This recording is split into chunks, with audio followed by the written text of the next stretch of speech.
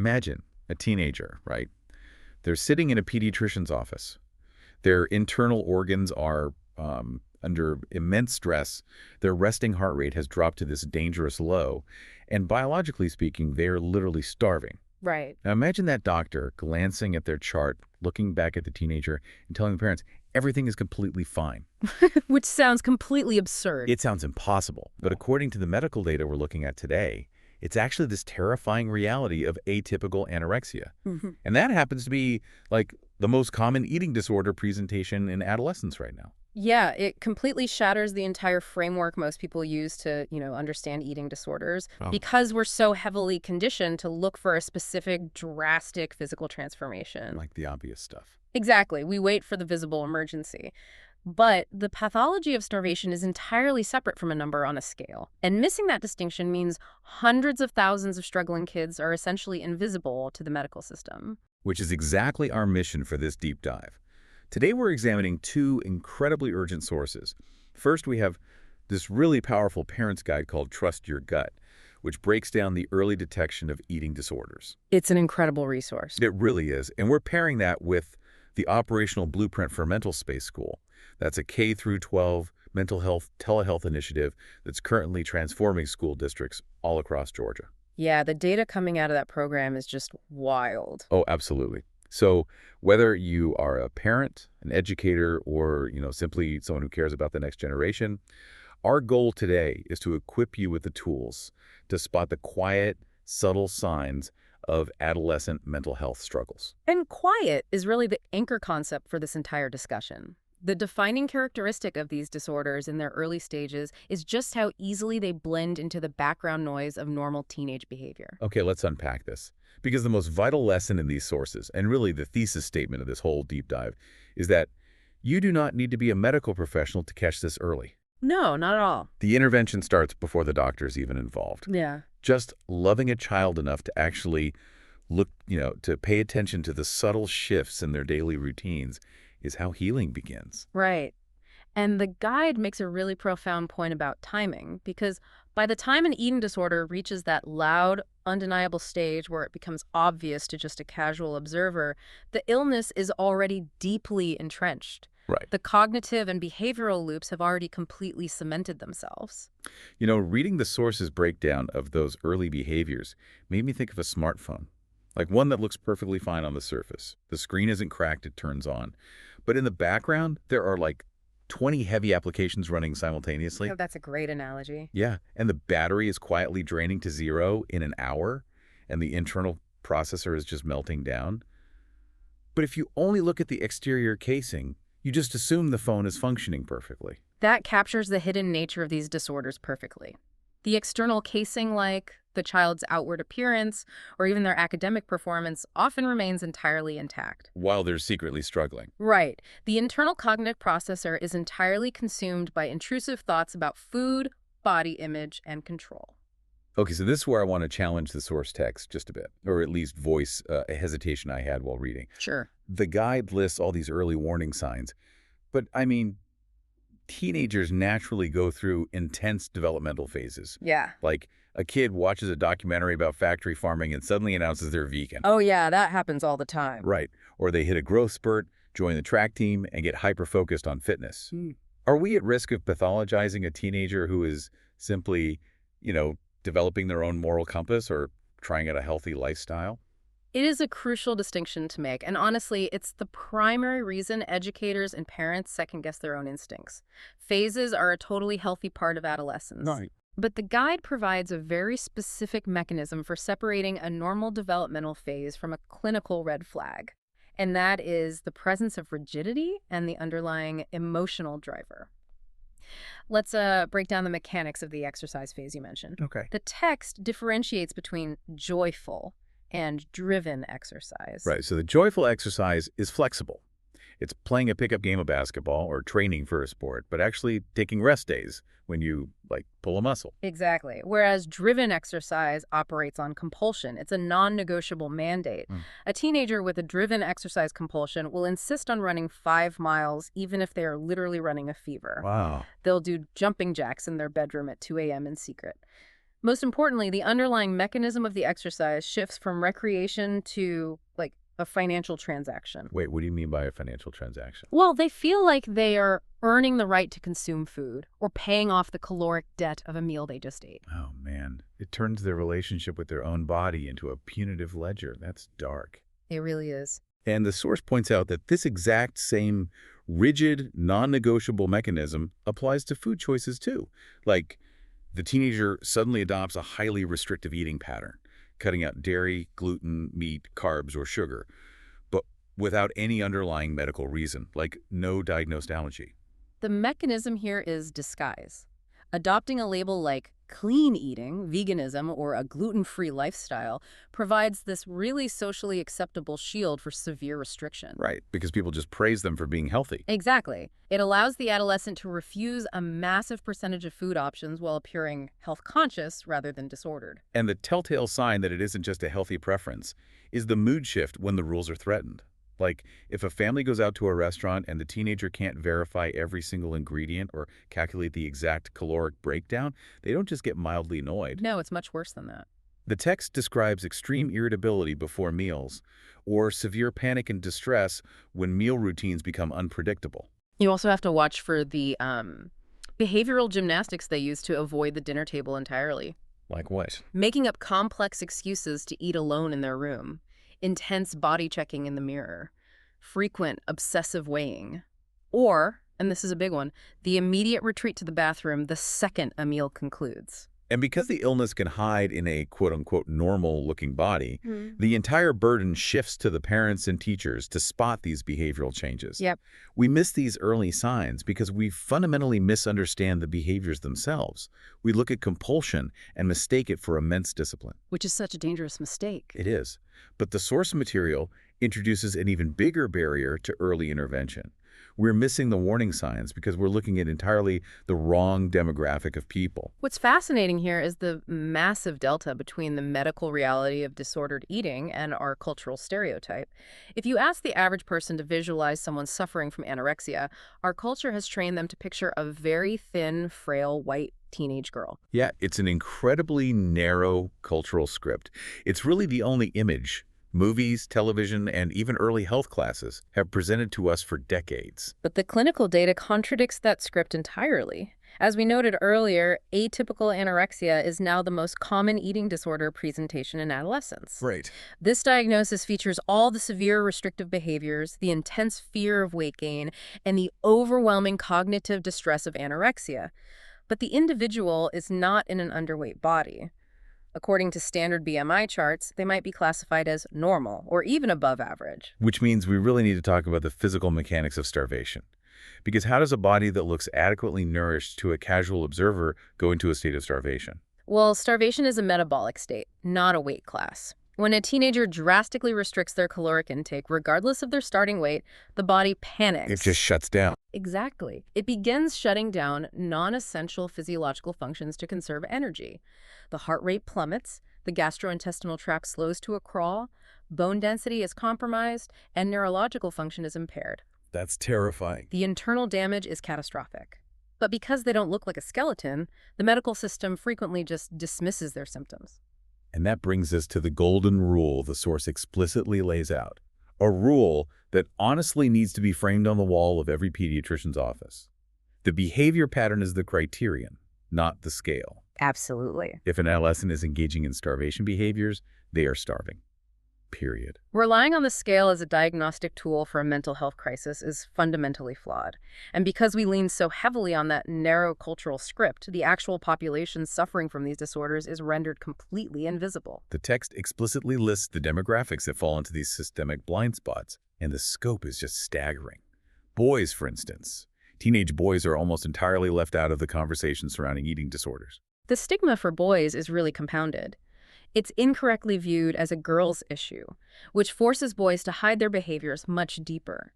Pediatricians rarely screen young men for restrictive eating. Right. And the cultural expectation for teenage boys to bulk up or constantly consume protein completely masks the underlying pathology of disordered behaviors. We also entirely miss athletes and high-achieving students. Mm-hmm. This is perhaps the most insidious cultural blind spot because we actively praise them for their illness. We really do. We hand out trophies and scholarships for the exact, driven, perfectionistic, painful behaviors that are destroying their physical and mental health.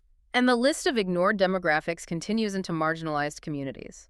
Students of color, LGBTQ+ students, and students from lower-income families are consistently underdiagnosed and undertreated. Wow. If a teenager doesn't fit the hyper-specific stereotype of a wealthy, thin white girl, society at large simply assumes they are immune to the illness. So let's put ourselves in the shoes of the listener right now.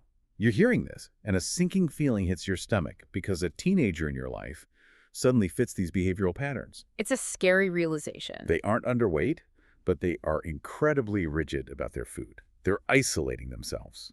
Once you realize the danger is present, the immediate visceral reaction is this paralyzing fear of doing the wrong thing. Right, it's a deeply protective instinct. Parents and educators freeze because they believe that initiating a conversation about eating habits or body image might inadvertently trigger the very disorder they're trying to prevent. Here's where it gets really interesting. The text addresses this exact parental paralysis. The fear is always, if I ask my kid if they're struggling with food, will I give them the idea? Will I plant a seed that wasn't previously there? The source definitively debunks that myth. You cannot give them the idea because they already have it. Because of the ambient pressure they live under every single day. Precisely. Imagine an algorithm echo chamber. Adolescents are existing in a digital and cultural landscape that constantly bombards them with diet culture, the glorification of restriction, and hyper-curated body standards. It's everywhere. They are receiving thousands of micro-messages a day telling them their body is a problem to be solved. That pressure isn't an isolated event. It is the constant ambient environment they are navigating. So you bringing up your concern isn't introducing a brand new concept. You aren't planting a seed. You're acknowledging the echo chamber they are already trapped inside. Exactly. Asking a direct, loving question simply gives them permission to speak about the noise. It signals, I see the pressure you're under and we can talk about it. Overcoming that initial fear to ask the question is critical because the timeline for intervention is incredibly unforgiving. The source text notes that recovery rates are dramatically higher when treatment begins within the first 3 years of the illness. 3 years. That is a really tight window when you consider how easy it is to hide these behaviors under the guise of healthy living. We have to look at the mechanics of neuroplasticity here. In the first few years of an eating disorder, the behavioral loops, like the compulsion to restrict or the intense anxiety around specific foods, are still somewhat malleable. Right. But if you wait 5 or 10 years for the physical symptoms to become undeniable, those neural pathways cement themselves. The disorder becomes deeply integrated into their identity and their neurological wiring. Early detection is the single most predictive factor for long-term sustainable recovery. So what does this all mean? Recognizing the quiet signs and having the courage to ask the question is step one. But we have to acknowledge the reality of what happens next. You have the hard conversation, you confirm your gut feeling was right, and then what? That's the hardest part. Telling a parent to just find a therapist is practically useless in the current healthcare landscape. Wait lists are like 6 months long, and the out-of-pocket costs are astronomical. If we connect this to the bigger picture, identifying the illness is only half the battle. Individual awareness requires a systemic infrastructure to catch the adolescents we identify. Otherwise, they just fall through the cracks. Exactly. Without immediate access to care, early detection just becomes early anxiety for the parents. This brings us to the operational blueprint for MentalSpace School, which demonstrates how a state can structurally bridge the gap between identifying a problem and deploying immediate professional help. Let's examine how MentalSpace School functions logistically in Georgia, because it provides a fascinating roadmap for bypassing the traditional bottlenecks of mental health care. For the parent or educator who notices those quiet signs, MentalSpace offers a free, private, 2-minute eating concern screening. The mechanics of this screener are crucial. First, it requires no email address. Oh, that's huge. Right. Ensuring complete privacy dramatically increases the likelihood a teenager will actually answer honestly. Second, the screening algorithm captures behavioral and cognitive risk entirely independent of BMI. It's explicitly designed to catch the atypical presentations we just explored. It's analyzing the psychological rigidity, not the physical weight. Listeners can actually find that specific tool at cheattherapy.com, Mental Health Tests. And it's actually part of a comprehensive 7-day series that screens for multiple adolescent presentations, including anxiety, depression, ADHD, trauma, bipolar disorder, and OCD. But identifying the risk is only the entry point. The structural innovation is how MentalSpace connects that risk to immediate care.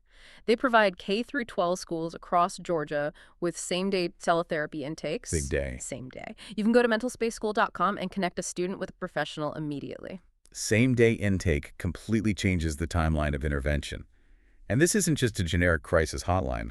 The blueprint shows they provide dedicated, school-specific teams featuring culturally matched, diverse therapists. Which is so important. Right, which directly addresses our earlier conversation about students of color and LGBTQ+ students falling through the cracks. If a therapist understands the specific cultural context and ambient pressures a student faces, the clinical outcomes improve exponentially. They are embedding comprehensive wraparound services directly into the educational ecosystem. The initiative includes one-on-one therapy, crisis intervention, suicide and violence prevention protocols, family counseling, and critically staff wellness programs. Teachers need support, too. Oh, absolutely. Teachers navigating the secondary trauma of their students' mental health crises require professional support to remain effective. We have to address the financial mechanics of this model because cost is like the primary barrier preventing early intervention from becoming actual treatment. MentalSpace School essentially removes the financial red tape. They accept almost every major commercial insurance plan in the state, and for students covered under Medicaid, the out-of-pocket cost is exactly $0. By utilizing a telehealth infrastructure and absorbing the complexities of massive insurance networks, they're democratizing access to specialized care. They eliminate transportation barriers, scheduling conflicts, and prohibitive costs by meeting the students exactly where they spend the majority of their time inside the school building. And for the school districts themselves, integrating a massive mental health apparatus usually requires years of logistical planning and legal hurdles. But this blueprint operates as a plug-and-play safety net. They handle all the intricate legal privacy standards, providing compliance for both HAPA and FERPA immediately. It takes so much pressure off the schools. It really does. They also manage the state-specific mandates.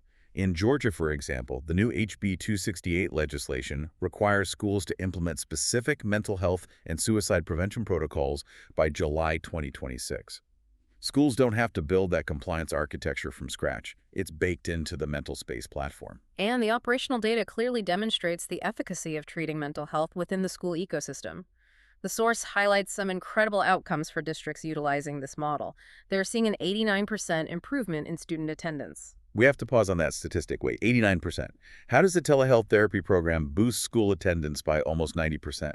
Well, because school refusal is rarely about the academic work. Chronic absenteeism is frequently a symptom of untreated anxiety, depression, or the extreme distress of navigating a school cafeteria with an eating disorder. That makes a lot of sense. When you treat the underlying psychological distress with same-day intervention, the student regains the capacity to actually attend and engage with their education. Furthermore, the program reports a 92% reduction in general student anxiety alongside an 85% family satisfaction rate. It fundamentally rewires the ecosystem of the school. If there are any school district administrators, wellness team leaders, or pediatric primary care providers listening to this, the direct contact for exploring these partnerships is MentalSpace School at citytherapy.com. It is a systemic solution to a systemic crisis. It proves that we do not have to accept the current bottlenecks in mental health care as permanent fixtures. So as we wrap up this deep dive, the actionable takeaways really operate on two distinct levels. On a systemic level, tools like MentalSpace School offer a structural lifeline for school districts. But on an individual level, whether you are a parent watching your teenager enforce a sudden, rigid rule about carbohydrates, or a teacher noticing a student who consistently disappears during the lunch period, action begins with paying attention. This raises an important question, one that challenges the core assumptions of our health-obsessed society.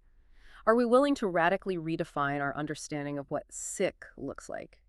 We have to internalize that early detection is about identifying psychological rigidity and behavioral shifts, not waiting for a drop in body weight. The behavior pattern is the criterion, not the scale. The intervention starts simply by loving a child enough to look closely at their habits. And as we close today, I want to leave you with a final thought to mull over, something that really stopped me in my tracks while analyzing these sources. If the early detection of disordered eating truly hinges on spotting subtle shifts in how a child uses food and exercise to exert control, we have to be willing to look in the mirror.